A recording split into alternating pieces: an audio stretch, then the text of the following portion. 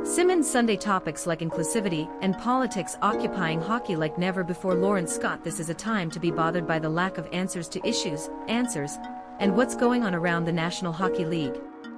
Access Canadian articles with one account. Enjoy monthly additional articles. Create account, or view more offers. Try refreshing your browser. Or SIMMONS Sunday topics like inclusivity and politics have made hockey back on video like never before. In the few years I've been in NHL dressing rooms at 40, I can't think of anyone I've had to deal with. I liked it more than James Reimer. He was polite, available, professional, friendly and courteous whatever the circumstances. And overnight, in a decision, he changed how many people thought of him by refusing to attend the San Jose Sharks pregame pride parade. Don Brennan's daily hit in the world of sports betting. Whether you're new to sports betting or an experienced bookie, this provides reliable information on the odds game. 19 plus. Please gamble responsibly.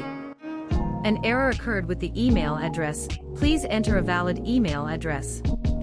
Please try again. The one thing everyone wanted was for Reimer to be as inviting and inclusive as he had been throughout his career. Instead, he took the wrong stance, and his otherwise formidable reputation is now tarnished. In Washington, the celebrations seem relentless for Alexander Ovechkin as he continues to attack all-time goal-scoring records. What he thinks about inclusivity has never been in question, so it's not just any news what he thinks about Vladimir Putin. Now that's problematic and sad and very quiet. It has traditionally and spiritually supported a Russian war merchant attacking Ukraine, and is currently avoiding multiple international laws against humanity. We're worried about Reimer and Eric Stahl and his brother Mark because really, costs aside, hockey is for everyone. And we congratulate Ovechkin and Warmonger, the other pro-Russian players who support Putin, and look other way. Neither side is right against me. And at same time, Maple Leafs are playing game after game with TikTok on their helmets, because Canadian version of Chinese company paid for sponsorship rights. All of this continues as governments in both Canada and the United States remove TikTok from their phones, and the US is consumed with ongoing potential spying via TikTok. The politically correct Maple Leafs, seemingly supporting every right cause, did nothing to get TikTok off their jerseys. They are wrong about this, just as Ovechkin is wrong, just as Reimer is wrong. The level of hockey discomfort is now at an all-time high in areas never before counted. This and major international hockey events held in the last 5 years, their best tournaments, but nothing since 2016 World Cup. Nothing substantial has happened since the 2014 Winter Olympics. Now we have two separate problems before us. One of them is Gary Bettman's disinterest in international hockey as a job. The second is the situation of Russia, and the country is at war.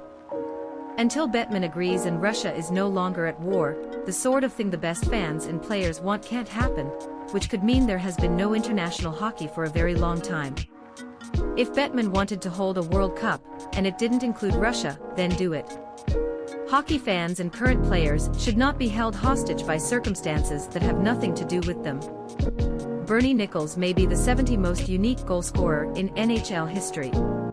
He scored 70 goals with the Los Angeles Kings, but did not score 60 or 50 in any other season. After scoring 70 goals in 1989, he did not score more than 27 goals the following season. This year, the Kings have 5 short-term goals.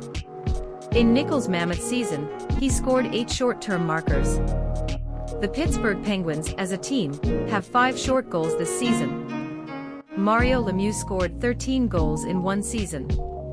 Vancouver's JT Miller is currently the NHL 5. How many of Kyle Dubas' draft picks are currently playing for the Maple Leafs? Answer: none. That number would change to a number 1. Matthew Knies signed with the Leafs after the University of Minnesota's season ends. What to expect from the Knies? I remember Brett Hull's first game, after scoring 52 goals for Minnesota Duluth. He made his NHL debut in the 1986 Stanley Cup Final.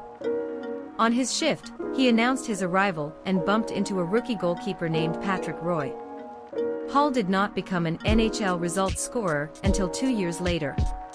He had his first major season at the age of 24, and that was 3 years after he turned pro. Expecting Knies to be anything but spares this playoff season with Maple Leafs is probably expecting too much. I'm not sure if Leafs have a chance to get Nashville defender Mattias Ekholm on trade line, but if he did and missed it, that's it. Ekholm is plus 15 in 11 games with the Oilers.